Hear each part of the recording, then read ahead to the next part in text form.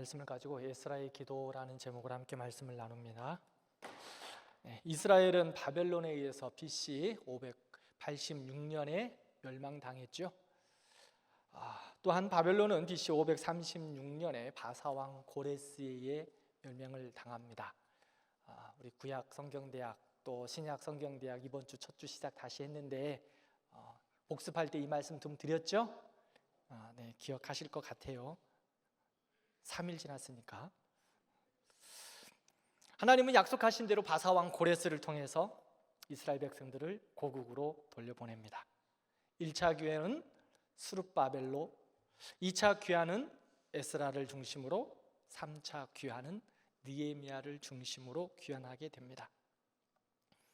이스라엘 백성들의 1차 귀환 이후 에스라가 바벨론으로부터 귀환할 때까지 약 60여 년간의 시간이 있습니다. 1차 귀환한 백성들이 그곳에서 이제 정착하며 삽니다.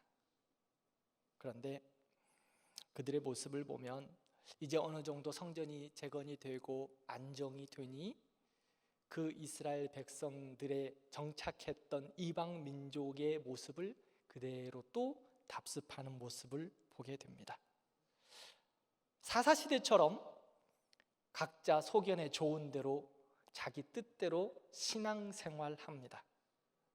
그래서 하나님도 섬기고 우상도 섬기고 세상에 발을 담그고 또 하나님에게도 발을 담그고 이것도 좋고 저것도 좋고 이러한 모습을 가지고 있어요. 세상과 구별되지 않고 똑같이 살아가는 모습, 그렇게 세상을 겸하여 섬기는 모습을 보여주고 있습니다.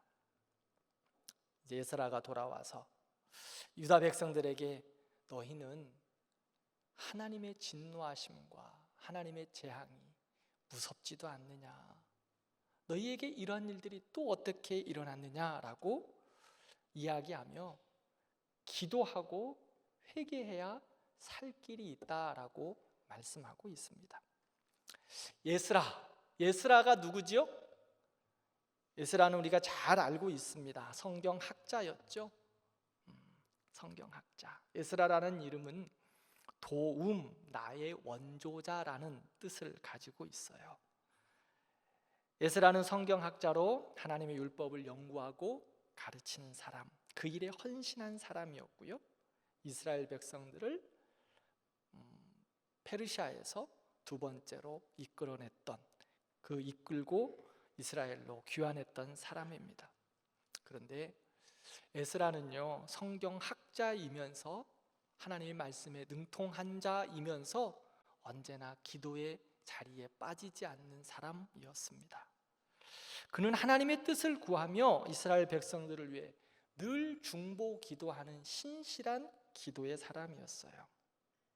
오늘 본문을 보면 그가 드린 회개의 기도, 오늘 에스라서 9장을 보면 대부분이 타이틀이 에스라의 회개 기도라고 쓰여 있을 거예요. 에스라가 드린 회개의 기도란 이스라엘 백성들의 죄를 자기의 죄로 알고 통회하며 하나님 앞에 자복하고 긍휼하심을 구하는 기도였어요. 오늘 이 9장의 말씀들 보면서 에스라의 기도를 몇 가지 좀 살펴봤으면 좋겠어요. 첫 번째, 에스라는 기도할 때에 말씀을 통해 늘 기도의 자리로 나아가는 것을 볼 수 있어요. 기도하기 전에 하나님의 말씀을 연구하고 가르치는 일을 그는 최우선으로 합니다. 바벨론 포로 생활을 끝나고 예루살렘에 돌아온 이스라엘 백성들의 무너진 상태를 보면서도 하나님 말씀을 너희들이 제대로 알지 못했다라고 말해요. 그래서 중보 기도를 하면서 그는 동시에 무엇을 하는 줄 압니까? 하나님의 말씀을 가르치기 시작합니다. 즉 율법을 가르치고 말씀을 가르치는 일에 에스라는 집중하고 있어요. 왜요? 하나님의 말씀이 회복될 때 백성들이 기도할 수 있는 바른 영적인 상태로 돌아오기 때문입니다. 그래서 느헤미야 8장 8절부터 9절 말씀을 보면 우리 함께 읽어볼까요? 하나님의 율법책을 낭독하고 그 뜻을 해석하여 백성에게 그 낭독하는 것을 다 깨닫게 하니 백성이 율법을 듣고 다 우는지라. 총독 느헤미야가 제사장 학삭 백성을 가르치는 레위 사람들이 모든 백성에게 이르기를 오늘은 너희 하나님 여호와의 성일이니 슬퍼하지 말며 울지 말라. 하나님의 말씀을 들어야 바른 회개와 바른 하나님의 뜻을 알아갈 수 있어요. 말씀 없이 그냥 자기의 감정을 토해내는 것을 기도라고 하지 않습니다. 그것은 언제든지 흔들릴 수 있습니다. 그래서 학사 에스라는 이스라엘 백성들을 모아 무엇을 가르칩니까? 말씀을 가르쳐요. 말씀을 듣게 합니다. 말씀을 들어야 자신들을 하나님의 말씀 앞에 비춰보니 자기들이 죄인임을 깨닫고 회개하고 통회하는 거예요. 말씀을 듣고 하나님의 말씀의 진리의 말씀이 우리를 회복시켜서 그 말씀으로 기도하게 하는 것이 바른 기도라는 거예요. 그렇게 이스라엘 백성들이 말씀을 듣고 그 말씀을 배우고 말씀의 가르침을 따라 기도하기 시작할 때 그 말씀으로 울기도 하고 그 말씀으로 기뻐하기도 하고 그 말씀으로 찬양하기도 하는 거예요. 오늘날 우리의 기도도 마찬가지입니다. 기도는 단순한 감정의 발로가 아니라 말씀을 통해 자신의 죄와 연약함을 깨닫고 더욱 하나님 앞에 나아가는 거예요. 그래서 그 말씀이 나를 가르치시고 나를 바른 길로 인도하게 하시는 거예요. 그러므로 기도하기 전에 우리가 반드시 해야 될 것은 늘 하나님의 말씀 앞에 나아가는 거예요. 늘 하나님의 말씀 앞에. 우리는 하나님의 뜻을 깨닫고 더 깊은 기도를 드릴 수 있어요. 그래서 365일 성경 통독 열심히 하셔야 돼요. 말씀을 열심히 읽어야 돼요. 그리고 말씀을 배우셔야 해요. 계속해서 듣든지 아니 듣든지 저는 끝까지 할 거예요. 성경대학도 끝까지 할 거고요. 1대1도 끝까지 할 거예요. 제자 훈련도 끝까지 할 거예요. 다른 양육 과정 끝까지 할 거예요. 하나하나 두고 보세요. 한 명이 와도 할 거예요. 그러나 경련으로 때에 따라서 쉬기도 할 거예요. 왜? 우리 교회 양육 시스템의 이 과정을 함께하기 위해서. 왜 해야 되나? 말씀 없는 신앙생활 사상 누각이에요. 때가 되면 다 쓰러져 버려요. 갈수록 주님의 때가 가까울수록 비바람은 더 요동칠 거거든요. 사단의 유혹과 마귀의 유혹은 우리에게 더 많이 다가올 거거든요. 여러분들 기대하세요. 여러분들과 저에게, 우리 교회에게 다가오는 시험 지금보다 100배는 클 거예요. 여러분들의 신앙생활 가운데 사단의 유혹과 시험 100배는 더 많이 올 거예요. 기대하세요. 기대하세요. 그러면 어떻게 이기고 갈 수 있을까? 그렇다고 무서워할 거는 없어요. 제가 뭐라고 그랬어요? 기대하시라고 그랬죠? 기대하는 거예요. 왜? 그 시험이 나에게 돌아왔을 때 믿음으로 이겨낼 수 있는 우리에게 능력이 있기 때문에, 주님과 함께하는 그 고요한 시간 때문에, 그 말씀 때문에, 그 성령님과 함께 우리는 이기고 나갈 수 있어요. 그 이기고 나가서 주님의 말씀 앞에 더 서고 하나님 앞에 더 가까이 나아갈 때, 우리 지난 이건영 목사님 오셔서 참 저에게도 도전이 되었어요. 그래, 천국에 대해서, 지옥에 대해서, 하나님의 상급에 대해서 주저하지 말고 이야기하자. 괜히 맨날 교회 오면 복 받으라 이야기하고 천국과 지옥의 이야기하면 힘들 것 같은데, 그렇구나. 저도 정신 바짝 차리게 됐어요. 자, 세상에 오는 시험, 우리에게 다가오는 시험, 여러분 기대하세요. 왜? 우리에게 하늘의 영광이 더 크기 때문에. 우리에게 주님이 주시는 그 시험을 이기고 나아가면 하늘의 상급이 우리에게 더 크기 때문에 기대하시라고요. 이길 거예요. 여러분들 다가오는 시험 지실 거예요? 이겨야 되잖아요. 100배나 다가오는 그 많은 시험들 더 많이 이기고 나가셔야 할 거 아니에요. 그러면 하늘의 상급이, 하나님 앞에서 우리가 받을 하나님의 상급이 더 크고 더 영화로울 거 아닌가요? 그래서 기대하세요. 그런데 어떻게 싸워 나갈 수 있느냐? 말씀으로. 말씀과 기도 외에는 방법이 없습니다. 그러므로 우리가 성경 말씀을 읽을 때 여러분, 이 말씀이 나에게 참 은혜가 되면, 그리고 나에게 이 말씀이 참 기도의 제목이 되면 혼자 말씀을 읽을 때는 그냥 멈추시고 기도하세요. 제가 얼마 전에 그런 설교를 했던 적이 있어요. 제가 1시 40분에 깨어났는데, 그때 주일날이었죠. 주일 설교회. 새벽에 1시 40분에 일어났는데 아무리 자려고 해도, 왜냐하면 그 다음 주일 아침이기 때문에 내가 조금 자야 주일을 말씀을 잘 전할 수, 컨디션이 좀 좋을 것 같아서 아무리 잠을 자려고 해도 잠이 안 왔다. 근데 새벽에 여러분들 깨우시면 제가 뭐 하라 그랬죠? 그거는 나를 왜 깨우셨느냐? 기도하라고 깨운 거다. 그랬더니 어떤 성도님이 새벽에 깼는데 목사님 생각이 번뜩 나서 자기도 기도했대요.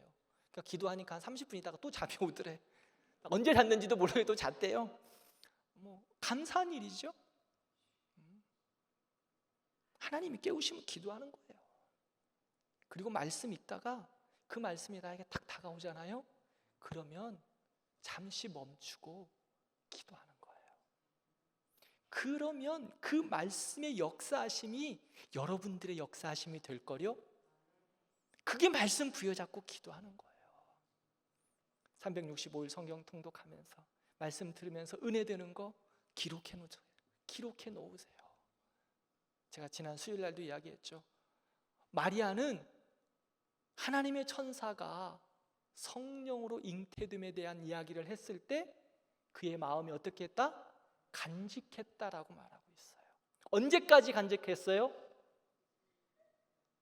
주님이 십자가에 달려 돌아가시는 그 순간까지 마리아는, 즉 33년 동안 예수님의 탄생부터 예수님의 돌아가시는 그때까지 마리아는 하나님이 예수 그리스도를 나에게 주셨구나라는 것을 마음에 간직했어요.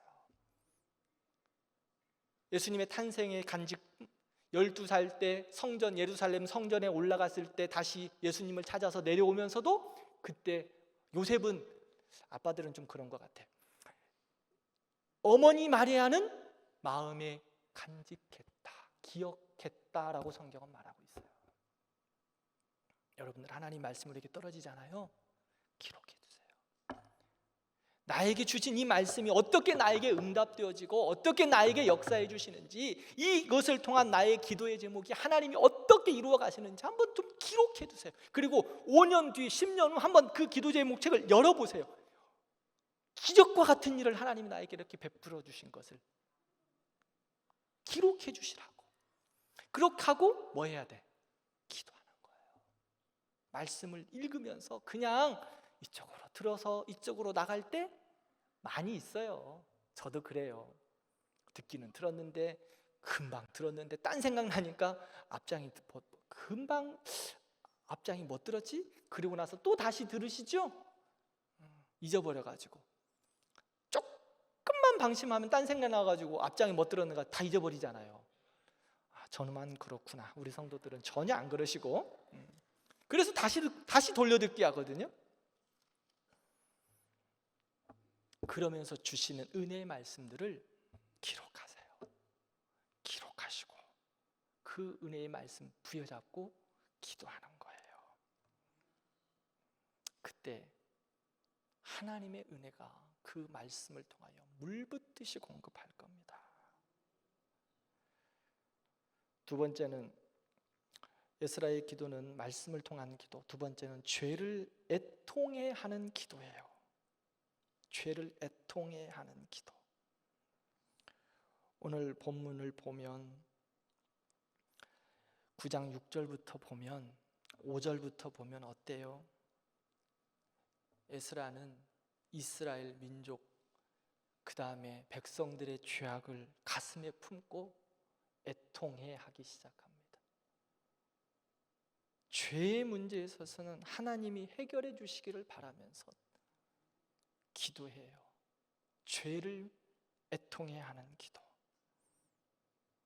속옷과 겉옷을 찢습니다. 이거는 정말 모든 것을 다 통해하는 심령의 말씀이에요. 무릎을 꿇고 나의 하나님 앞에 손을 들고 기도했다. 하나님, 내가 부끄럽기 짝이 없습니다. 오늘 말로 하면 내가 하나님 앞에 내 모습을 보니, 우리 민족의 모습을 보니 진짜 부끄럽기 짝이 없어서 어떻게 기도할 바를 몰라 하나님 앞에 통회하며 기도한다고.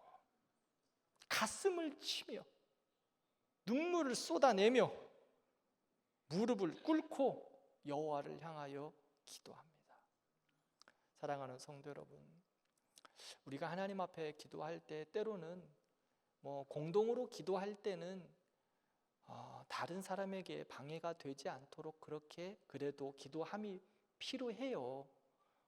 제가 그것을 하지 말라는 건 아니에요. 왜냐하면 공동체가 함께 기도할 때는 기도에 방해가 되는 것에 있어서 조금 우리가 서로를 위한 배려를 해야 돼요. 그게 바로 공동체예요. 그래서 절제해야 될 때에는 조금은 절제하는 것이 교회 공동체의 유익을 위함이거든요. 그런데 때로는 진짜 하나님 앞에 누가 말릴 수가 없을 정도로 부어주시는 은혜와 회개와 통회함이 있으면 그거 어떡하겠어요. 그럴 때는 사랑하는 성도 여러분, 절제하지 마세요. 괜찮아요. 괜찮아요. 매번 그런다? 저도 하나님의 성령의 임재 가운데 매주 그러신다? 감사하죠. 그러나 성령은요, 절제하는 영을 또한 우리에게 주세요. 성령은 인격적인 하나님이시거든요. 그래서 우리를 절제하기도 하시고 또한 때로는 통회하기도 하시는데, 하나님이 이렇게 에스라의 기도처럼 정말 하나님, 내가 부끄러워 낯을 들기가 어렵습니다. 가슴을 찢고 통회하고 무릎을 꿇고 손을 들고 이렇게 기도했을 때는 어떻게 했을까요? 그냥 입은 이렇게 기도했을까요? 아마 그렇게 하지 않았을 것 같아요. 그렇게 기도하지 않았을 것 같아요. 목이 터져라 고래고래 소리를 지르며 주님 나 살려달라고 기도하지 않았을까요? 그런 애통함의 기도가 에스라의 기도였어요. 이런 에스라의 그 애통함의 기도를 우리는 또한 성경에서 여러 사람이 있지만 오늘 한 사람만 소개하고 기도의 자리로 들어가려 합니다. 다윗이에요. 다윗은 성군이었습니다. 참 멋진 왕이었죠. 그런데 그도 시험을 받아서 넘어집니다. 잘 될 때 같은 때 넘어질까 조심하라는 주님의 말씀 꼭 기억해야 돼요. 나라가 부강하고 잘 되고 평안하니까 이제는 눕기도 하고 자기도 하고 낮잠 쿨쿨 자다가 저녁마트에 일어나 보니까 어여풋한 밧세바가 목욕하고 있는 게 눈에 들어왔어요. 시험 받은 거죠. 예전 같았으면, 성령 충만했으면 눈을 딱 닫고 문 내리고 나갔을 텐데, 집에 다시 들어갔을 텐데, 그게 너무 어여삐 보여가지고 그 목욕하고 있는 밧세바를 자기 집으로 불러들여요. 그래놓고 어떻게 합니까? 그것이 죄인지도 모르는 거예요. 그게 문제예요. 그렇게 성군이었던 이스라엘의 왕, 지금도 추앙받고 있는 다윗이 하나님 앞에 그렇게 죄를 지었음에도 불구하고 죄인지도 몰라요. 그런데 나단 선지자를 통하여서 하나님이 예를 들어서 말씀하시죠. 사무엘하 12장을 보면 어떤 부자가 있고 가난한 사람이 있는데, 가난한 그 집에는 암양 새끼 그것도 한 마리 있었다. 근데 부자가, 이 나쁜 놈이 와가지고 그 암양 새끼도 다 뺏어 먹었다. 그러니까 다윗 왕이 화가 나가지고, 어떤 놈이냐, 나한테 말만 해줘라, 내가 그놈 가서 당장 끝내버리겠다. 나단 선지자 바로 너야 라고 이야기합니다. 우리 잘 아는 내용이죠. 사랑하는 성도 여러분, 그 하나님의 날카로운 지적이 우리들에게 다가올 때 우리는 어떻게 하십니까? 나단 선지자가 다윗에게 바로 너야 라고 이야기했을 때, 나단 선지자는, 그렇게 지적을 받은 다윗은 하나님 앞에 그 순간부터 가슴을 치고 머리를 풀고 통회하며 금식하며 회개합니다. 우리는 어떻습니까? 우리는 말씀 앞에 하나님께서 그게 바로 너야 라고 말씀하실 때 우리는 어떻게 반응하십니까?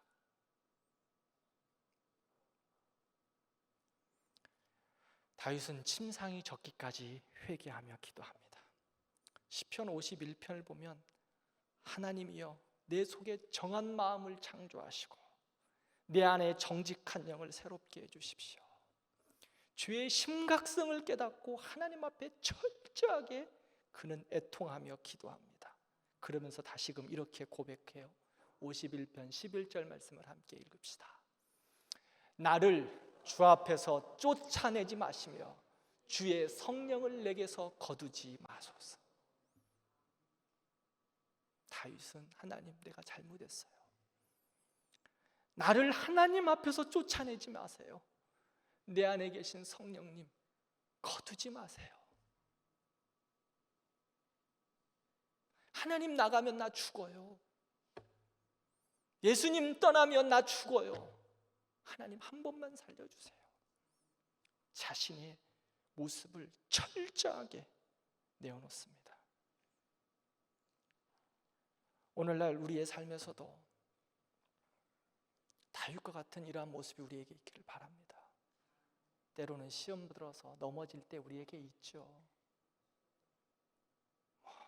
다윗도 넘어졌는데, 그렇죠? 세상은요, 어떤 시험이 다가옵니다. 예수님한테도 와서 시험하는데 우리쯤이야 뭐 마귀 사탄이 와서 시험하는 거 일도 아니죠. 그런데 시험 당하고 넘어졌을 때 그 이유가 중요한 거예요, 여러분. 잘 이겨내야죠. 믿음으로, 말씀으로 이겨내야 됩니다.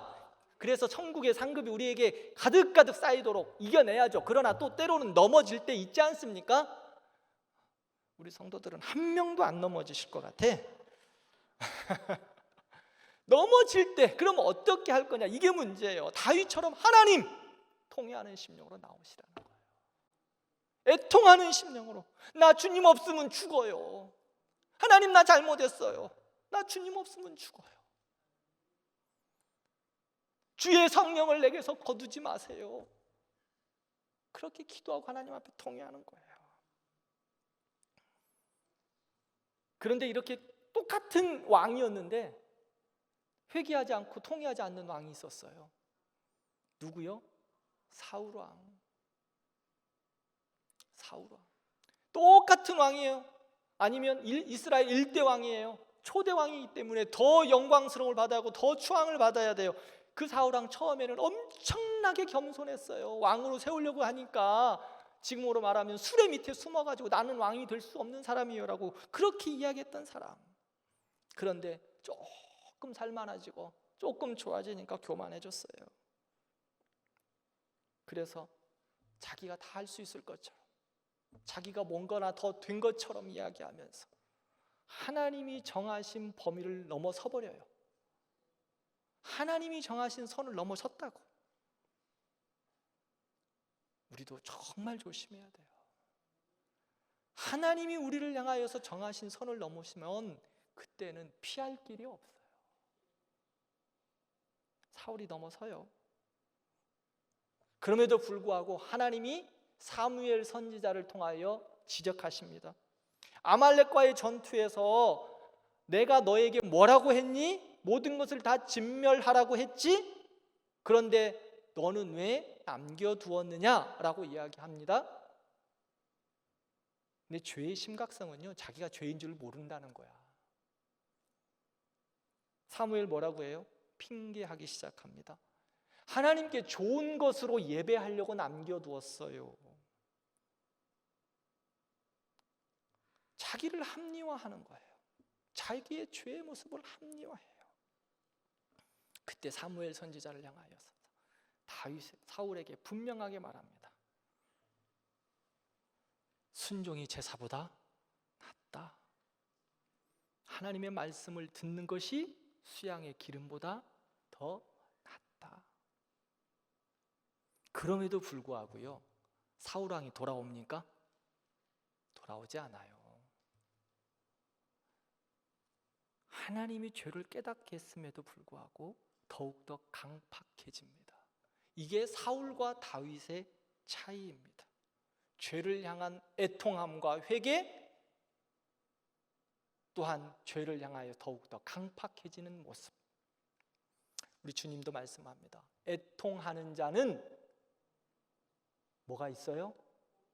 복이 있어요. 위로를 받는 거예요. 세상은 위로하지 않아요.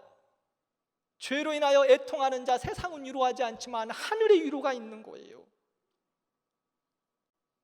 사랑하는 우리 모든 성도 여러분, 우리 모두가 다윗과 같이 그렇게 하나님을 향하여 애통함으로 기도했으면 좋겠어요. 때로는 넘어지고 아파할 때 있죠. 그러나 주님은 다윗처럼 나와서 주여 나 살려주세요. 주의 성령을 나에게서 거두지 마세요. 나 주님 아니면 죽어요. 그렇게 나아갈 때 주님은 그래 죽어라 하지 않으시고 다시 손 내밀어서 일으켜 주시고 회복시켜 주시고 영화롭게 하실 줄 믿습니다. 이게 우리의 삶이 되기를 축원합니다. 또한 하나를 다시 살펴보면 에스라는요, 자신의 죄의 문제를 기억하고 기도하면서 6절 이후의 말씀을 보면 처음에는 나의 죄라고 기도하기 시작했는데요, 6절, 7절 이후에 8절 계속 말씀을 보면 그 기도의 내용이 뭘로 바뀌는 줄 아세요? 우리라고 바뀌어요. 우리. 나에게서 우리로 바뀐다는 거예요. 민족으로 바뀌어가요. 사랑하는 성도 여러분, 나의 기도에서 여러분들도 우리 교회의 기도로 함께 기도해 가기를 바랍니다. 나의 문제뿐만 아니라 나의 죄악을 뿐만 아니라 내 옆에 있는 우리 형제를 위하여서 함께 기도하는 거예요. 저 사람이 조금 죄 짓는 것 같아. 뒤에 가가지고 김지사 요즘 못돼 먹었어.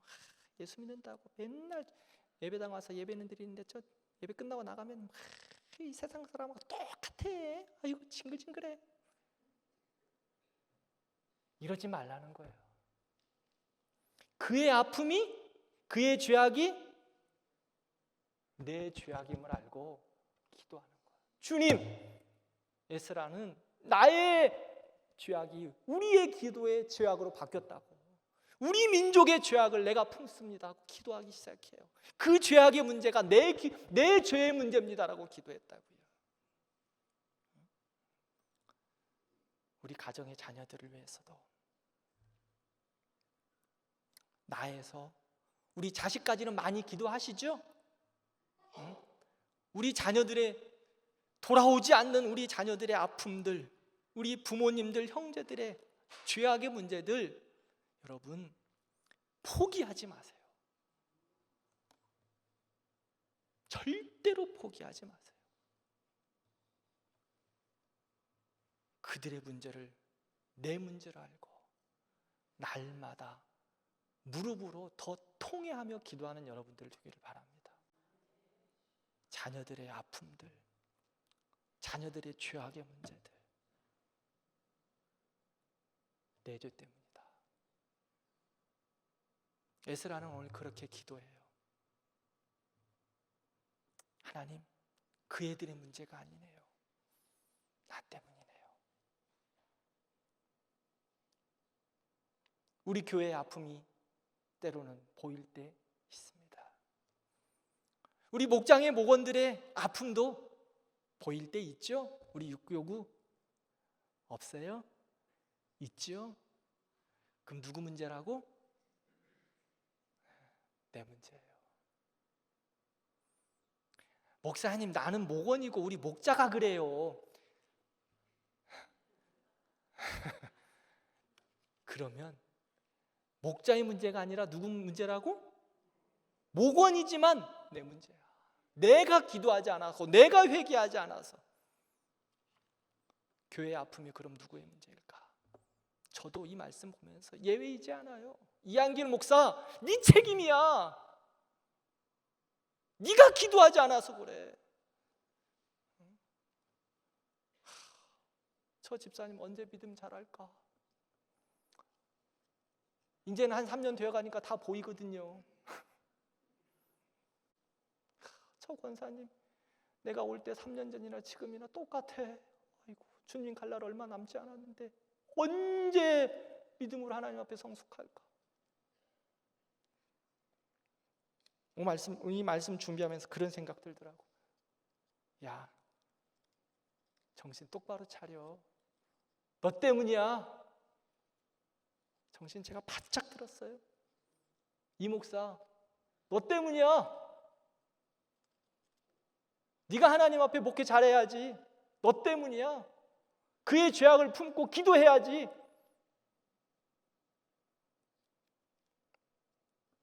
정신 바짝 차리는 오늘 말씀을 제가 준비하면서 하나님 앞에 한 방 크게 맞았어요. 다른 거 이야기할 거 없더라고요. 에스라는 민족의 죄악을, 내 죄악을 알고 기도해요. 우리 교회의 아픔들과 연약함들이 보이십니까? 있지요. 저도 알아요.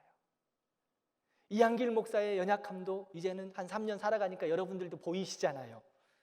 저도 보이거든요. 여러분들도 똑같이 보는 거 아니에요? 웃고만 계시네. 그러면 어떻게 해야 된다?